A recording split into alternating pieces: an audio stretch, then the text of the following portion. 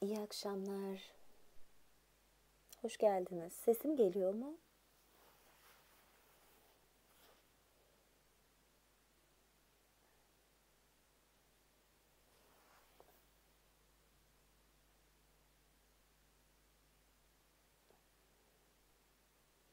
Bir ses kontrolü yapıp hemen başlayacağım.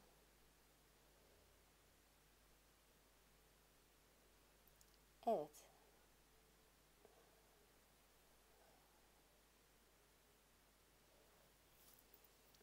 Bugün size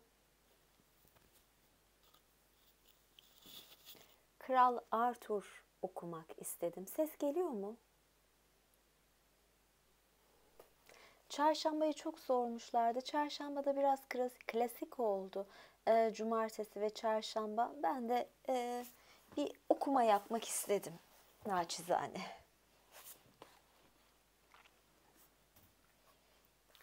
Şeyse, her şey yolundaysa, ses de yolundaysa başlayayım. Herkese iyi akşamlar.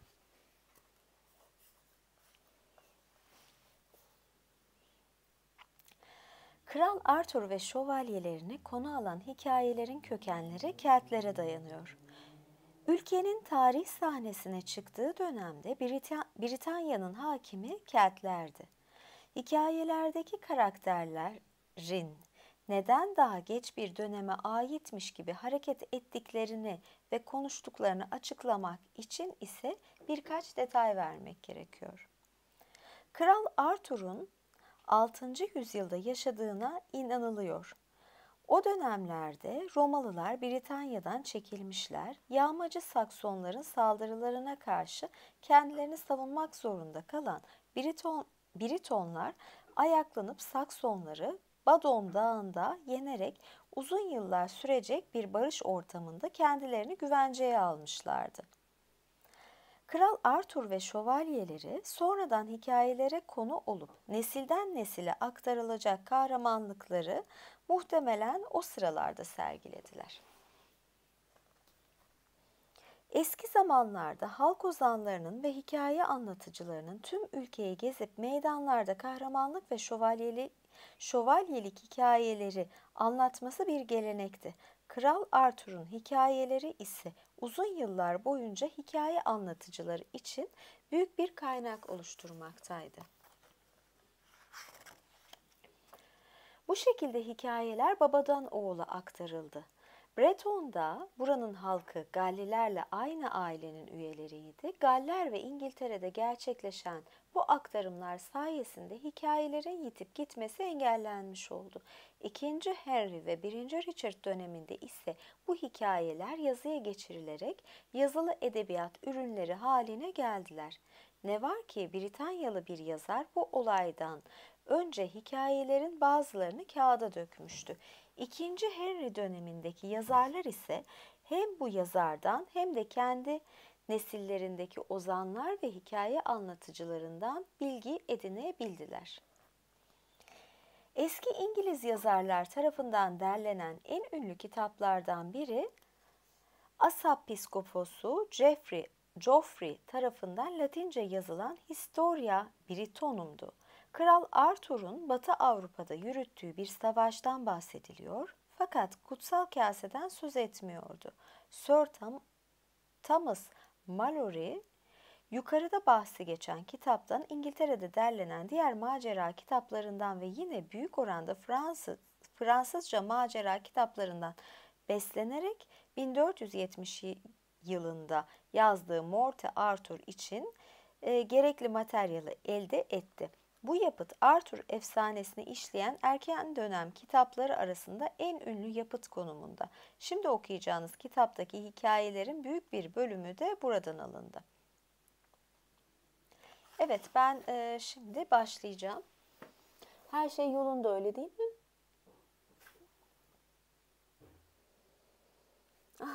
Evet.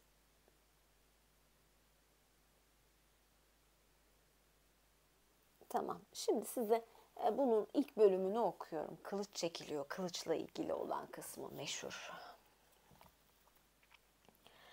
Çok çok uzun zaman önce tekrar başlıyorum, pardon. Olaya gireyim. Yanlardan ses geliyor. Çok çok uzun zaman önce Uther Pendragon'un ölümünün ardından Britanya'da hiçbir kral hüküm sürmüyor, tüm şövalyeler ise tacı elde etmeyi arzuluyordu. Her yanda kanunlar çiğneniyor, fakirlere ekmek olacak tahıllar ayaklar altına alınıyordu. Kötülük yapanı adalete teslim edecek kimse de olmadığından ülke çok çökmüş haldeydi. Sonra her şey son derece kötü bir hal almışken büyücü Merlin ortaya çıkıp hızlıca Canterbury başpiskoposunun yaşadığı yere atını sürdü. Burada birbirlerine danıştılar. Britanya'daki tüm lordların ve soyluların Londra'ya gelerek yaklaşmakta olan Noel'de büyük kilisede buluşmaları gerektiği üzerine fikir birliğine vardılar. Öyle de yapıldı. Gel gelelim Noel sabahında tüm kiliseyi terk edecekleri sırada bahçede büyük bir taş gördüler. Bu taşın üzerinde çelik bir parça, bu çeliğin içinde de saplanmış halde duran kılsız bir kılıç vardı. Hemen yanında ise altın harflerle şu sözcükler yazılıydı: bu kılıcı çekip çıkaran kişi doğuştan gelen hakla meşru İngiltere kralıdır. Bunu görünce hayrete düştüler. Başpiskoposu çağırıp taşın bulunduğu yere gitmesini istediler. Bunun üzerine orada bulunan şövalyelerden kral olmak isteyenlerin her biri kapsayı sıkıca kavrayıp tüm güçleriyle kılıcı çekmeye çalıştı. Fakat kılıç kımıldamadı bile. Başpiskopos sessizce olanları izledi. Şövalyeler kılıca asılmaktan bitkin düştüler. Bitkin düşünce ise şu sözcükleri söyledi: bu kılıcı çekip çıkarabilecek kişi burada değil. Nerede bulabileceğimizi de bilmiyorum. Fakat tavsiyem şudur ki kılıcı korumak için iki iyi ve dürüst şövalye seçmeliyiz. Öyle de yapıldı. Ne var ki lordlar ve soylular kılıcı kazanmayı deneme şansına her insanın sahip olması gerektiğini haykırdılar. Bu sebeple yeni yılın ilk gününde bir turnuva düzenlenmesi gerektiğini ve katılmak isteyen her şövalyenin bu yarışmaya katılabilmesine karar verdiler. Böylece yeni yılın ilk gününde şövalyeler geleneklere uygun olarak büyük kilisedeki ayine katıldılar. Ayin bittikten sonra ise turnuvaya hazırlanmak için meydanda buluştular. Cesur şövalye Sir Ector da oradaydı. Yanında ise oğlu Sir Kay ve Sir Kay'in üvey kardeşi Arthur vardı. Önceki akşam Kay kılıcının asılı olduğu kemeri çıkarmış, turnuvaya yetişme telaşıyla geri bağlamayı unutmuştu. Bu yüzden eve dönüp kılıcı getirmesi için Arthur'a yalvardı. Gel gelelim Arthur eve vardığında kapı kilitliydi. Çünkü evin hanımı da turnuvayı izlemeye gitmişti. Arthur içeri girmek için elinden geleni yapsa da başarılı olamadı. Bunun ardından büyük bir hışımla atına binip kendi kendine Kay böylesi bir günde kılıçsız kalamaz. Kilise avlusundaki kılıcı alıp ona vereceğim dedi. Ve kilise avlusunun kapısına ulaşana dek atını dört nala sürdü. Atından inip onu ağaca sıkıca bağladı, kılıca doğru koştu.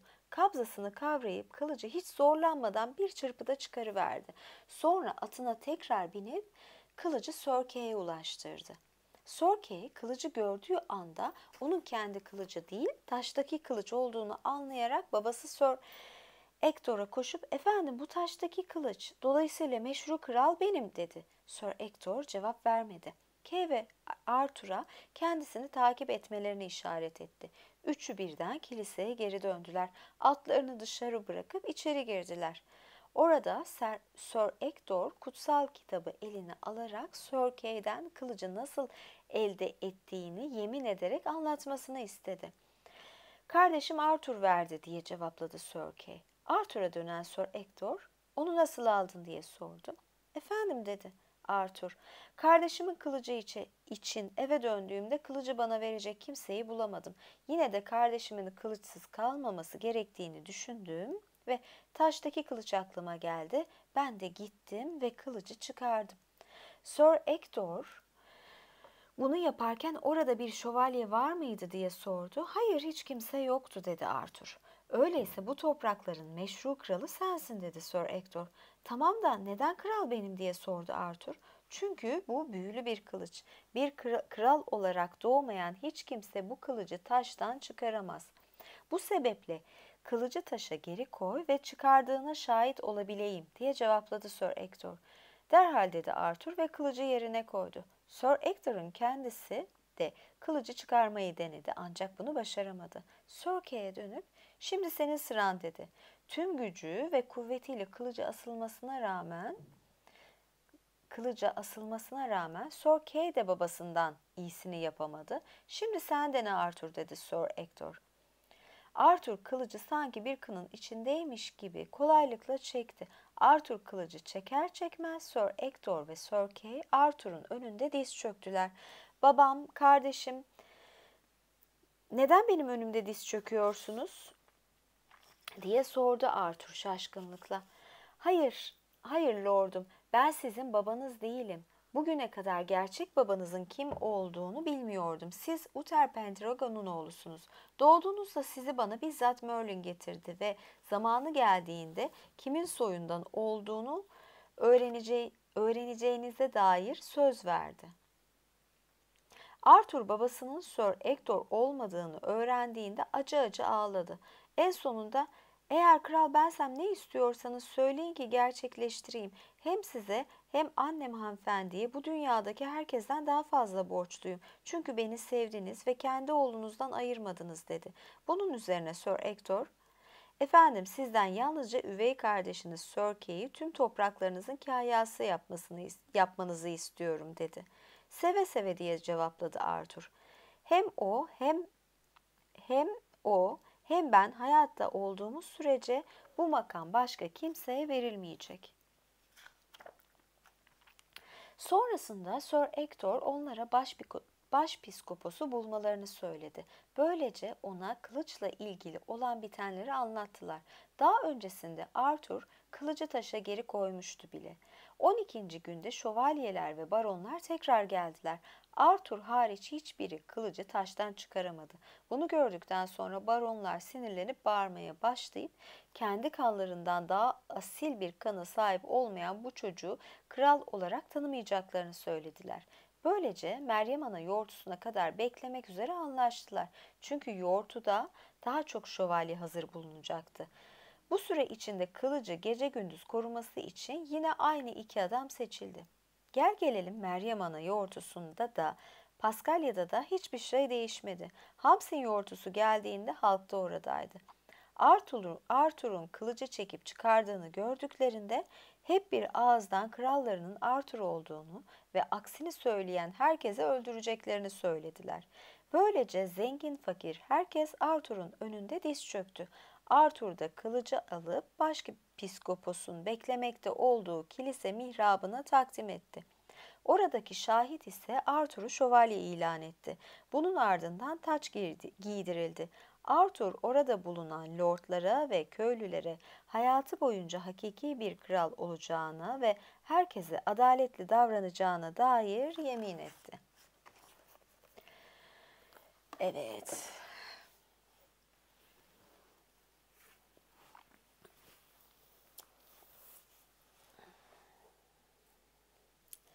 Arthur diye biri var mı yok mu? Bir de bu hikaye aslında bayağı Kelt hikayesi. O zaman Hristiyanlık var mıydı? Ya da yani bu Viking saldırılarından korkan ve bu yüzden mesela hani korku yaşayan insanlara yönelik bir şey de olabilir diye düşünüyorum. Yani bu şeyin Arthur hikayesinin. Ha, Hızır'la da benzetirler. Yani çünkü her yerde bir böyle kötü şey sıkıntı zamanında gelen bir kurtarıcı durumu vardır. Böyle bir durum vardır. Bir de yani şey de düşünün, kılıç zaten eril bir simge, o kılıcı kullanması falan. Böyle.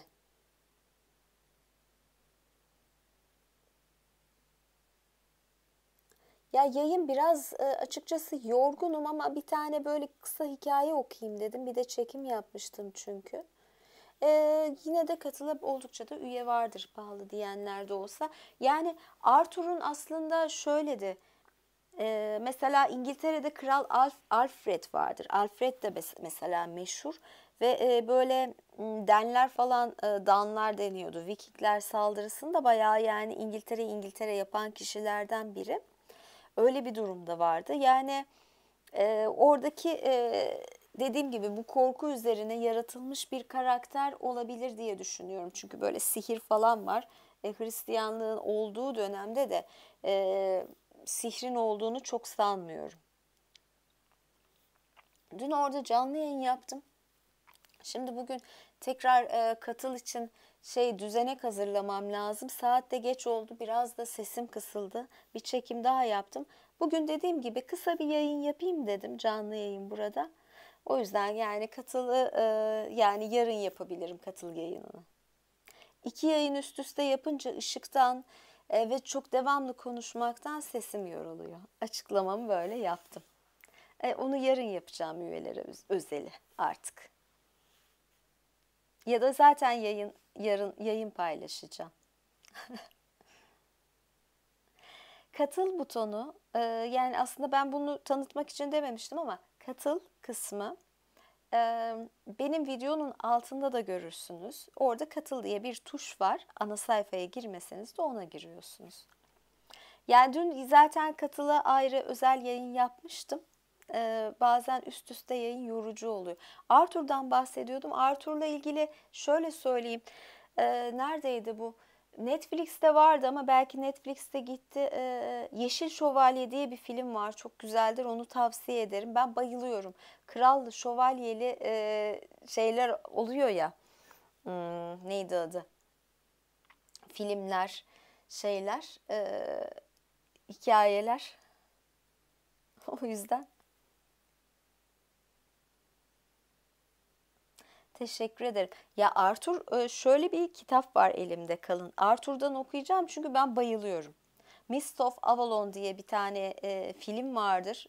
Zor bulunuyor. Orada da Arthur'dan bahseder. Ya orada aslında paganizm, paganlar ve Hristiyanlık o dönemi anlatıyor. Böyle sihirler falan, tanrıçalar, bayıldığım şeyler.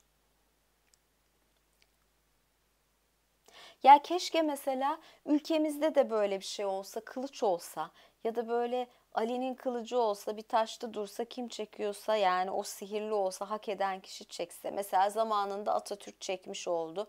100 yıl sonra bir tane daha gelse mesela, keşke o kılıcı çeken böyle şey olsa, adaletli ve koruyucu, düzgün lider çıksa mesela, yeni lider olarak. Hayalim bu, dileğimiz bu olsun isterseniz bu yayını kaparken. Ne dersiniz?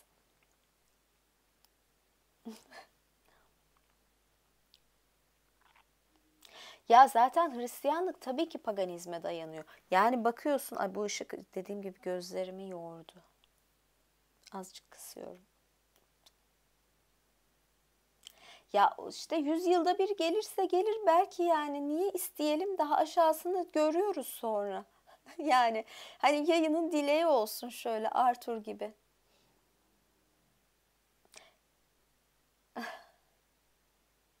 Yani hani kılıç falan da çekilmiyor da kalem çekilsin mesela, böyle bir taşa saplanmış kalem.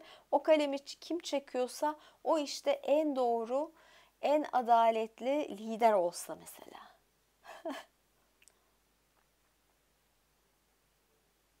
Ama bizim halkımız böyle şeyleri de sever, yani böyle kahramanın çıkması. Hep bizde mağduriyetten geliyor insanlar. Öyle değil mi? Yani bir lider çıkıyor ya da bir şey var, mağdur.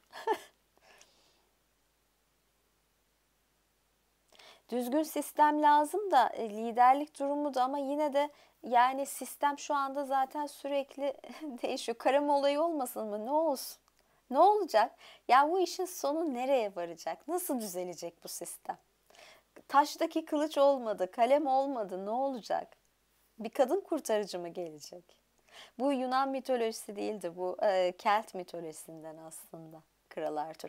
Merlin de büyücüdür. Yani mesela bunu düşünürseniz, bu yıllarda yaşadığını varsayarsanız, o dönemde yani büyü, sihir, böyle şeyler yoktu. Merlin bir druidti.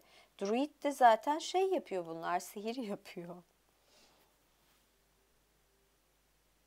Ya bence yine de, ya bilmiyorum yani, istiyoruz. Yani dileyelim. Belki yüzyılda bir çıkar. Belli mi olur?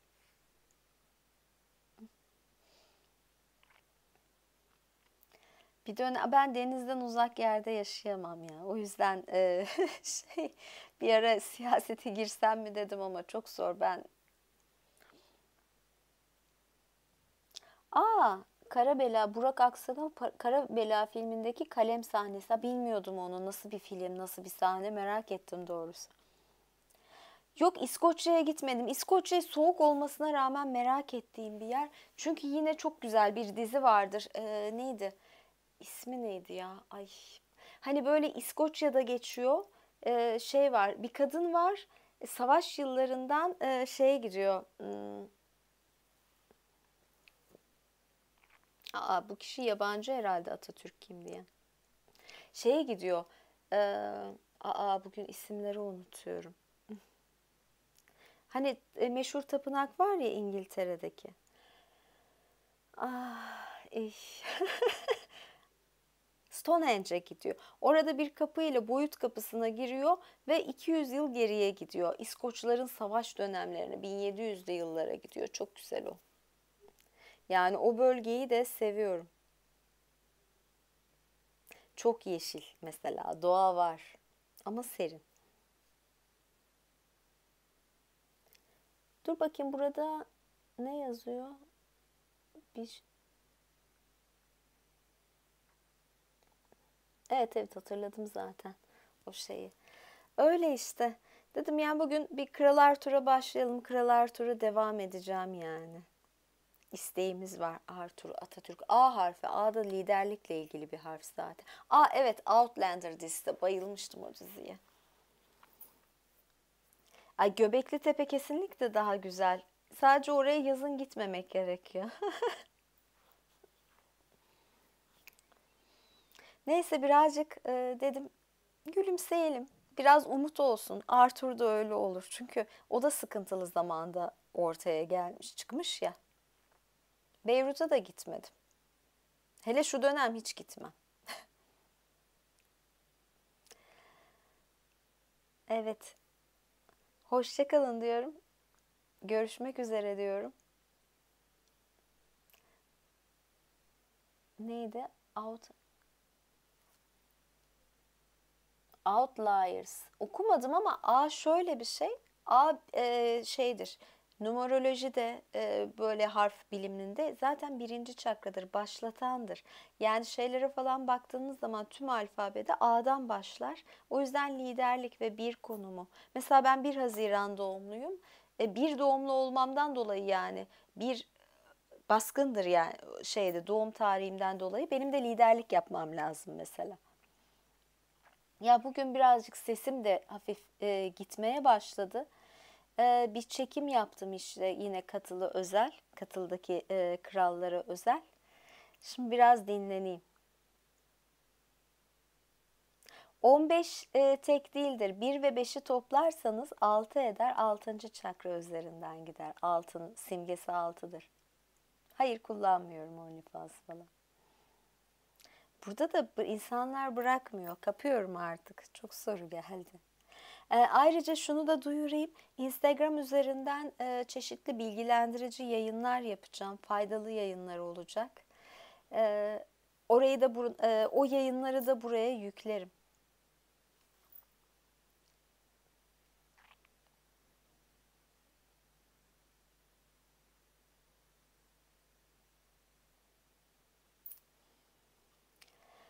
11 önemli, 11 ama 1+1 2 ama 11'i zaten şey yapıyorlar. 11 için şey çocukları deniyordu yani bu yeni düzen. Elon Musk falan da 11. 11 önemli, 19 önemli. Yani ben numerolojide bayağı çalışmıştım ama son dönemde deprem, o bu bir sürü şeyler olduktan sonra biraz daha somut elle tutulur şeylerle ilgileniyorum. Yani sadece kapanıp okumak ya da spiritüalizm çalışmakla olmuyor. Aynen. 22 değil ama 22'de böyle bir şey yok. 19 var, 11 var, 33 vardı. Evet, 33 de önemliydi. Ya kitap önerisi yani şimdi şey yapayım herkesin dediğim gibi tarzı ve zevki de farklı da. Yani evet. Herkese iyi akşamlar. Tekrar görüşmek üzere. Büyük ihtimalle bir dahaki yayın ne zaman olur? Cumartesi olabilir diye düşünüyorum. Dur bakayım. Hmm, evet, herhalde cumartesi yaparım yayını. Tahminen cuma ya da cumartesi. Görüşmek üzere. İyi akşamlar. Hoşça kalın.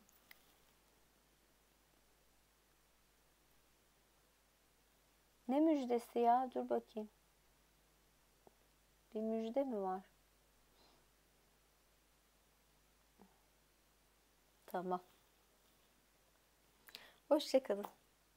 Ay 200 kişi olmuşuz ya şu anda da. Böyle olunca da kapayamıyorum bazen. Ama